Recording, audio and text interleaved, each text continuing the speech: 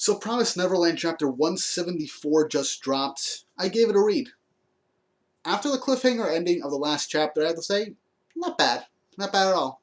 I mean, I feel like this final arc could have done a bit better. But overall, I'm not disappointed. I mean, there's still more to come. But yeah. Anyway, so we start off with what happened with the last chapter. Peter Rachi stabs himself in the neck to get out of, being like, oh, let's live together, let's be free together. Emma's speech from last chapter. It's like ridiculous.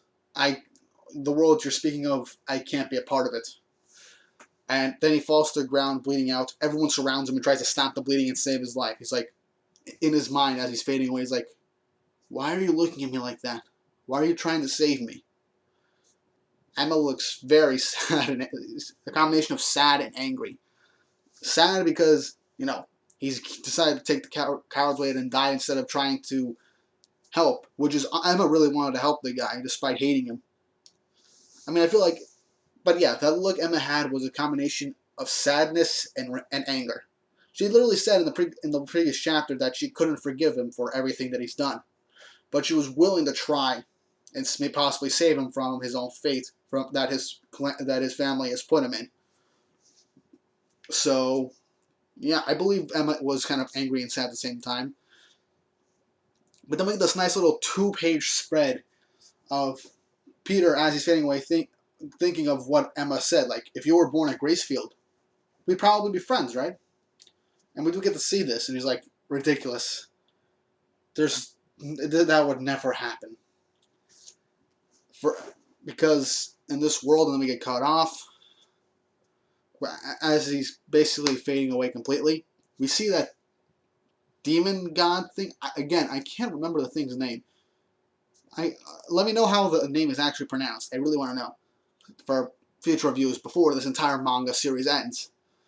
But yeah, so he shows up and he's like, not bad. I had a lot more fun than I thought. It lasted longer than I thought as well. Not bad for 1,000 years. And Peter's dead. Emma wipes away her tears and thinks about what he said. He's like, the human world is no different. You can give it a try if you want. And Emma's like, watch us. We'll find our place. Everyone gathers together and is like, Emma goes up to Isabella. And Isabella's like, so let's go home. Isabella's like, no, you all stay here. It's fine. We should, after everything we've done, we should just stay here. You all deserve to go free. And they're like, what's the point? Because Emma reveals that with her promise that all the children were to go back to the human world, she reveals that when she meant all, she also meant the kids that grew up. Which means all the sisters and moms are, in fact, capable of going to the human world now. Isabella is questioning why Emma would even do this, and why she's even worth it. But then Ray steps up and is like, basically like, can it? Give it a try. Look, I've done some bad stuff, referring to the time when he was basically just sitting and watching as all of his brothers and sisters at Graceville were being sold off to be food and killed. It's like, I'm atoning for my sins. You should do the same. We don't completely blame you for what you're doing. You were just trying to survive. And he's like, didn't you tell me that you were tired of all this? Come with us and you can actually, put it into it. And all the kids end up going to Isabella and try hugging her. Being like, Mom, Mom, Mom, come with us, blah, blah, blah. Isabella's like, from all the stuff you did, you must have been really shocked. You must have been really scared to find out about what I've been doing. And then she's like, even now, you're still shaking. But she's happy. She starts breaking down in tears. Is like, thank you, I'll come with you guys. I mean, like, thank you for forgiving me. And that was honestly a really heartwarming scene. I really did like that. Isabella was a great antagonist when the series showed up, and it was nice to get to see how she became the way she was, and to see her put on a full-on rebellion against Peter Rachi and then having it end now. It's a pretty satisfying conclusion for a character arc. I have to say, it was really nice. But moving on, Isabella's like, you should all go. What are you guys gonna do? And I was like, for now, we're going to get out of here. We'll come back later, because right now there are like 2,000 Imperial soldiers waiting for everyone outside. So as they're getting ready to leave, Norman radios his team outside, but they're like, things were fine, but not anymore. All the soldiers are going towards the big bridge, and everyone's trying to go rushing away, to go rush to try and see what's going on. But then I think it was one of the sisters, stopped them and said, "Look, we all got a message from the Imperial capital." And it's like, notice, this is a message from the Imperial capital, and Emma, Norman, and Ray are shot. Now, what could this message be? I mean, it could be Levis calling back every demon, every Imperial demon to come back and saying like, "The old system's dead. We'll start a new one. Let's drink with the blood of the evil-blooded, so we don't have to, be part of this corrupt system anymore." And again, Levis showing up was an awesome thing to see. I really did think that was a really good. That was honestly a really good thing to do. But let me just say this: not too much happened in this chapter. Honestly, with Promised Neverland, recently, everything can be summarized in a couple minutes with each chapter review. But this was a part 1. I think the name of this chapter was in fact A New World Part 1. Remember this, Part 1. So this could be the first part of the actual finale of this series. So yeah, I really do think that what I said was the message. But for all I know, there could be one big climactic fight. There could be. I'm not having my hopes up for it because it basically took down the main villain of the series, which, again, disappointing, but at least his death wasn't the most disappointing thing. At least I can understand his character a bit more now.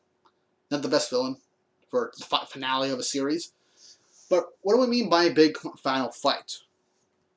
Well, remember, Levis basically exposed everything that the hierarchy of the demons was doing, basically because of some sentimentality or out of respect for Emma and everyone for putting their lives on the line to try and kill him. And he managed to miraculously survive everything. It could be that as everything happens, he could want the kids to come back, and as a way to give them actual free passage to the human world, he could be like, "Fine, but Emma, you must do one thing for me.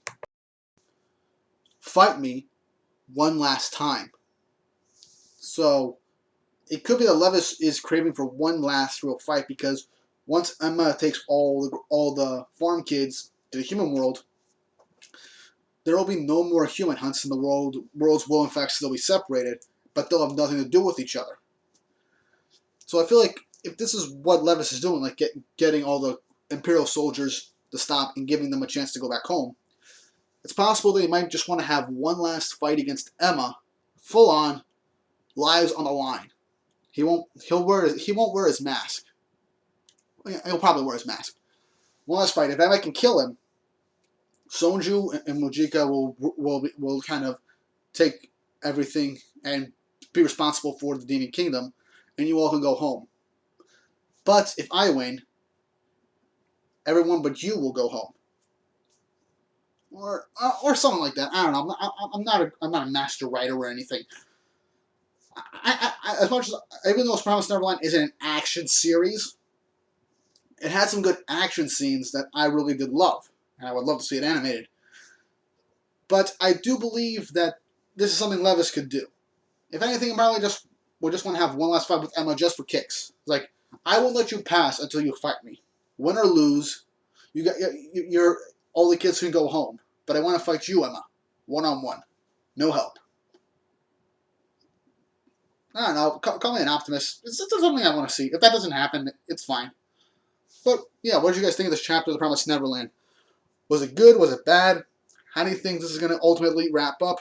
What do you think the message was from the capital to the soldiers? Let me know in the comments below, and don't forget to like and subscribe. If you want me to review different series, let me know in the comments so I can give that stuff a read. Maybe give a first impressions or something like that. But with all that said and done, I hope you guys have an awesome day, and hope you enjoy yourselves.